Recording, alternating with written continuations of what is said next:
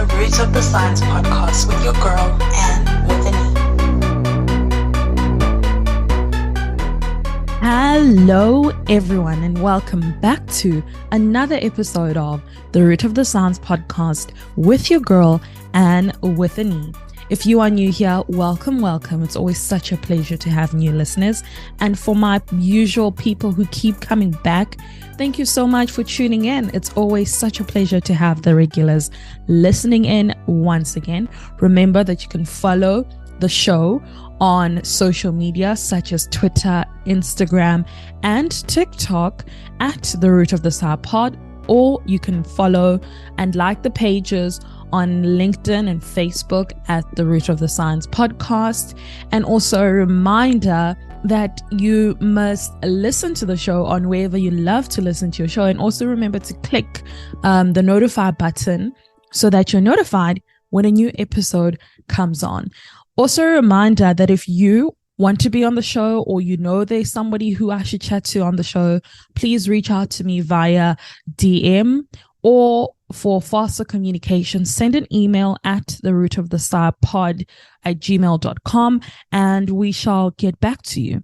Now, let's get into today's episode, shall we? My guest today is Nobukhosi Ndlovu. She is originally from Zimbabwe and based in South Africa. She's a pharmacist intern. In this episode, we chat about her work, the root of her science journey, and of course, so much more. Let's go. Hi, Nobukhosi. Welcome to the show. Hi, Anne. How are you? Thank you so much for having me. It is such a pleasure to have you on the show. I'm really excited to chat with you today. So first things first, who is Nobukhosi? Where are you from? Where are you currently based? And just briefly, what do you do? All right. So basically, I was born in Bulawayo in Zimbabwe. And that's where I pretty much grew up for like half my life. And then I moved to South Africa when I was 12. And I'm currently based in Johannesburg, South, where I'm a pharmacist intern. Okay, fantastic. So we're going to get to know more about you in detail during the course of this interview. But before we delve into everything about you and what you do, you told me that you're actually like a really super creative person. You know, you like to write and you do some coloring. Tell me more about this side of you away from Nobukhosi, the pharmacist. Well, it actually started during COVID. Hey, I think a lot of people picked stuff up during that time.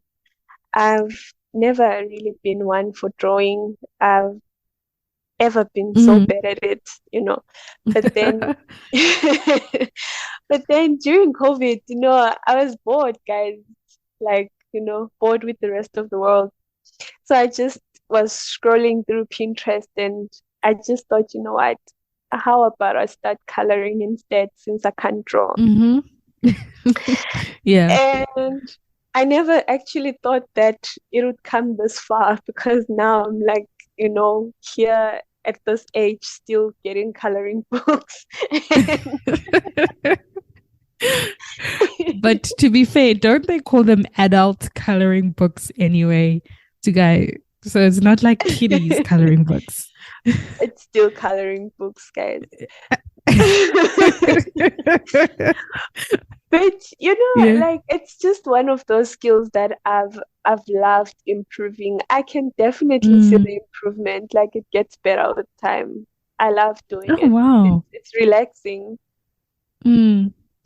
No, that's so cool. I did hear that it does have that relaxing effect, and yeah, definitely many people picked up hobbies during COVID. I mean, look at me. I picked this up during COVID and we are here. So these things happened. It sticks, and like you said, it gets better with time. So I definitely believe that. That's such an interesting and cool hobby. So in the beginning of your intro, you said you are originally from Zimbabwe. You lived there half of your life, right? And then you Yes, came that's to it. South Africa. So when you were this young person, this young Kosi in Zim, did you know that, a career in the sciences is something that you would end up getting to? Or was it something that, you're like, oh, snap, I'm here? What was the root of your science? Well, I've always known that I was going to end up in health. Mm, It's just, one of those things that I had always known. I'd been very interested in like health sciences. I didn't know I was going to end up where I am, like in pharmacy. I thought that I was more likely going to end up in medicine than in pharmacy. But, you know, life had other yeah. plans, and here I am, Mm. like a couple of years later. But otherwise, like I've always been interested in the sciences. It's always been a passion. No, that's great that this is where you wanted to in terms of the sciences is where you ended up. Speaking of what you said that, I think with most African kids, our parents project the idea of being a doctor. And I've spoken to people who are pharmacists, the idea might have been being a doctor and then life changes. So that was something similar to you? Definitely, but in my case, it wasn't something that was projected from the outside. It Okay. was more of an of me, like, telling myself, okay, this is where I want to end up. Mm, But um, actually, then there was someone that I met when I was still deciding what I was going to do and when I was doing my application. mm, And this guy was a pharmacist at the time. yeah. And he asked me, like, is it something that you'd perhaps be interested in doing? But because I wasn't really like fully knowledgeable as to I can say fully into what pharmacy is all about, because all we know is you go into a pharmacy, you give the pharmacist the prescription, Yeah. and you get your medication and you go home. At that Mm. point, that's all I knew as well. I didn't realize how broad it actually is as a field. Oh, wow. Okay. So after considering it, then, well, I applied, and yeah, it kind of became my second choice at the time. And yeah, I can definitely say I do not regret it at all. I fell in love with pharmacy the moment I got into it and got to understand what it actually is about. Mm. No, wow. I'm so glad that, you are happy where you are. And you mentioned something very important. It's like when you said that when somebody did tell you about it, you just didn't know the scope of it. We know it in such a simplistic terms. I mean, I know it really well this week. I've been going to the doctor. I mean, to the pharmacist. I've got the flu, so very frequent with that. I just think it's those people who are in those white lab coats, and then you give them a prescription, they give you back medication. Simple. So yeah, I think many other people, they've got that same view of what a pharmacist is. So you are currently an intern pharmacist at a independent community pharmacy. So can you tell us more from the other side of the bench, what, like, just some of the things that you do there, and to just get us to the other side, because I think many of us only know pharmacy in its very, very basic level. Well, what I can tell you is it's more than just counting pills, guys. It's more than just getting in there and counting tablets. It's a huge responsibility. Yeah. Trust me, like, people don't exaggerate when they say when you're in the health sciences, you've got people's lives on your hands. All it takes is just one oversight and, it could be disaster. And that is not an exaggeration. It's something that you've got to do every single day. You know, someone walks in with their prescription and you have to, you know about this person's allergies just in case, the doctor didn't pick it up. Not to say that doctors don't do their jobs, guys. Doctors are amazing, but we are human and we're prone to err. So in case they missed it, and I need to know your allergies. I need to know whether you're pregnant. Am I going to harm anyone's unborn baby? Is it safe for you to take this medication? If you're taking this medication, are you on any other medication which can cause this not to work, or which can cause this to become toxic to you? Or, so I have to do this within like 10 to 15 minutes of meeting someone that I've never seen before in my life, And this is why, it gets frustrating. Sometimes people get into the queue and they're like, why are you taking so long? But guys, we need to know all these things. We need to get around all these things, because at the end of the day, you've got people's lives on your hands. And there are people who don't come in with prescriptions, and they come and they tell you their symptoms. I have to know, like, all these symptoms. I have to know what it could be. I need to know what it is that I should give you, and still take your medical history so that I can know what is safe for you to take and what is not safe for you to take.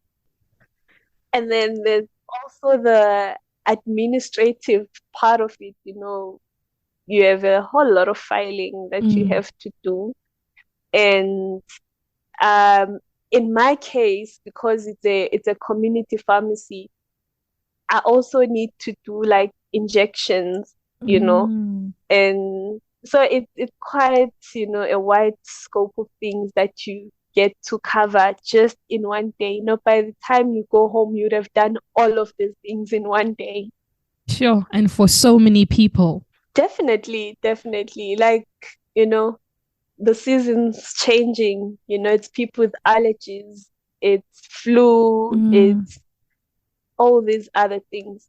Wow. No, listen, I have, not to say that I didn't respect you guys, but it's a higher level of respect, because like I said, I didn't know what happens behind that counter. But when you paint that picture, it's a huge responsibility. It's a huge responsibility.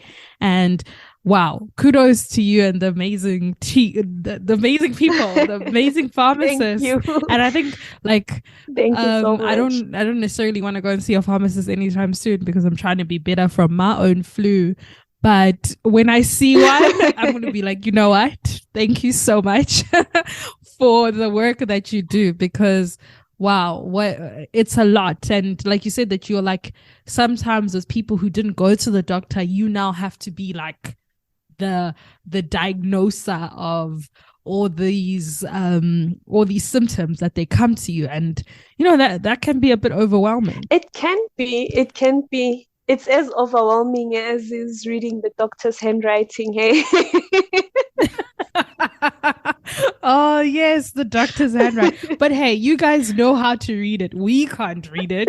But somehow you as the pharmacists are able to get what the doctor is saying. Oh man, I was getting what the doctor is saying.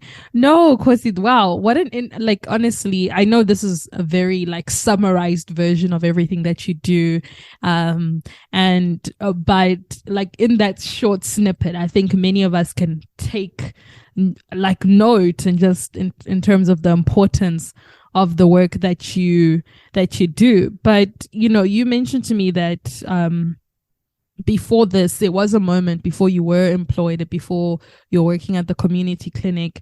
There was a point in 2019 where you were actually, you were not employed for an entire year, right? Yes. And it's obviously, as much as you're overwhelmed now, I'm sure you're still very grateful that you have a job. And when you think back of that time, it was obviously difficult trying to navigate what it means to be like a graduate and still unable to join a workforce, and you're obviously eager. So this can have severe effect on your mental health. I think many people can relate to that. Many young people, or even somebody who has been in the workforce and they've lost their job, not working really affects your mental health. And you said when this happened, it actually did affect your mental health and actually led you to starting your own blog called Legitmental. Did I pronounce it? Yes, Legitmental. Legitmental, which focuses on mental health. So can you just chat to me more about that time and also about your blog?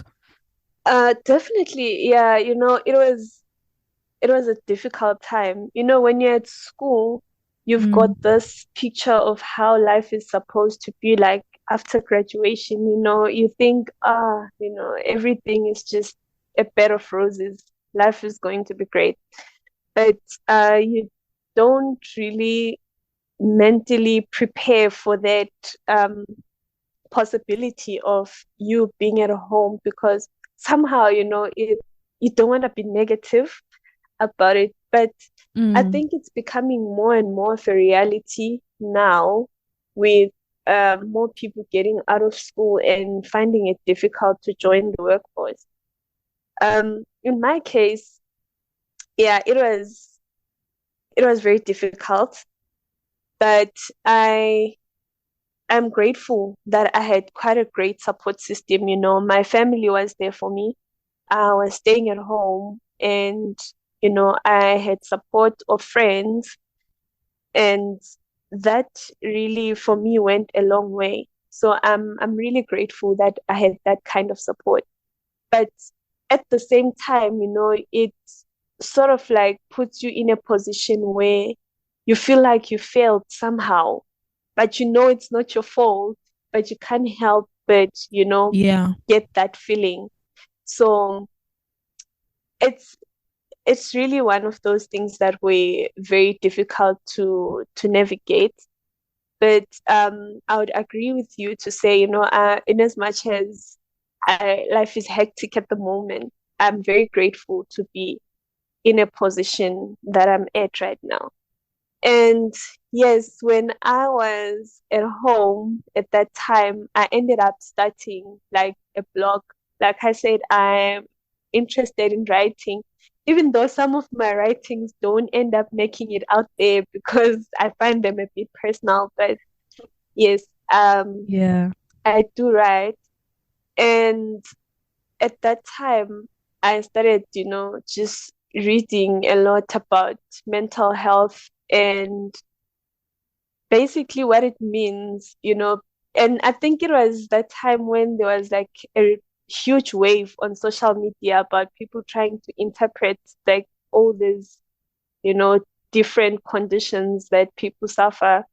And yeah, from there I tried to, sort of like internalize it and look at it from my own perspective to say, how do I understand this?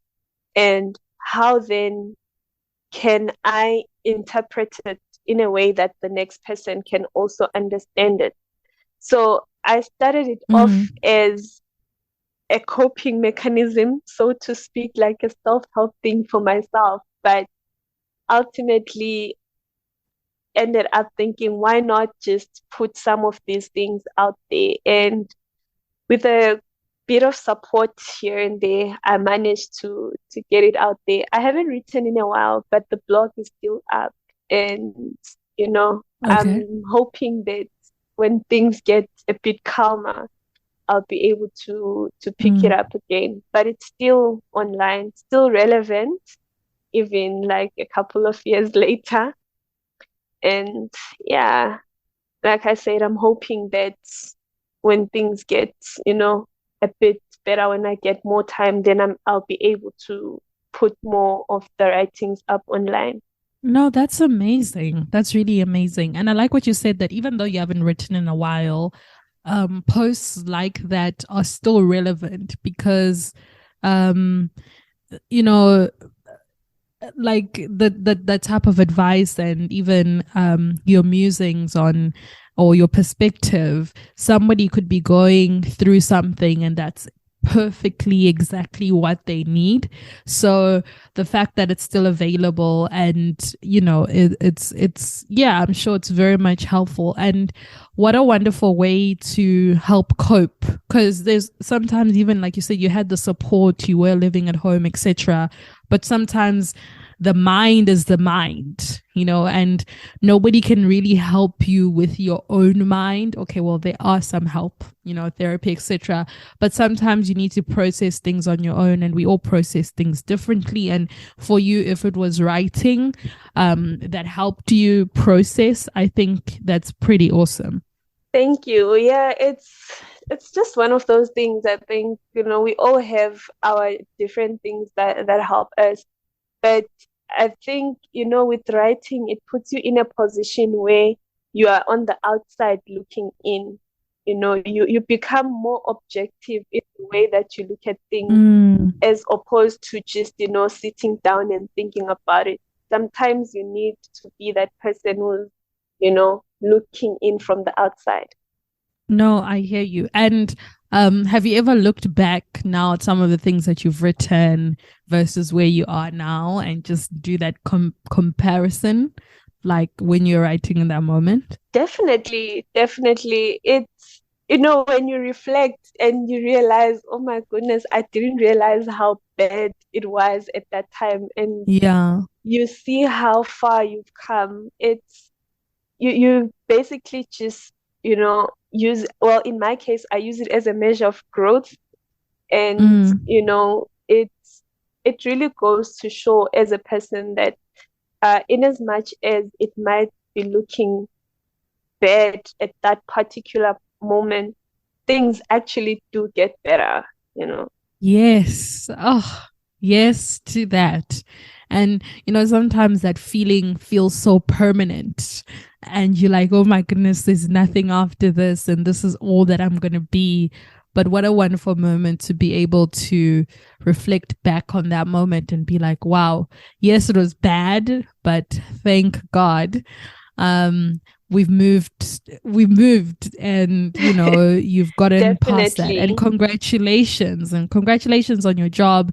We really have to say that, especially in this economy, the fact that jobs are scarce, especially here in South Africa, especially for young people. So huge congratulations and kudos on your journey so far. Thank you so much appreciated. Yeah, here's to more of other great things that you're able to look back on this moment as well. Yes, definitely. Yeah. Okay, so for some of us who haven't been able to read your blog yet, but will after listening to this, as we close off, after sharing a bit about yourself and your journey, what are some golden nuggets that you'd love to leave someone just based off your own experiences, be it about life in general or your own journey in the science? Firstly, your journey is your own. Like, in as much as it matters, like the opinions of the parents. I'm sorry, guys, to the parents about this, but like you can't choose your child's path. Sometimes you need to let them choose for themselves, because when it gets tough, you want to look back and be like, I chose this for myself, therefore I'm giving it my all. It's very different if it's something that was chosen for you, because then you already like on the verge of giving up, because you're like, I'm not doing this for me anyway. So your journey is your own.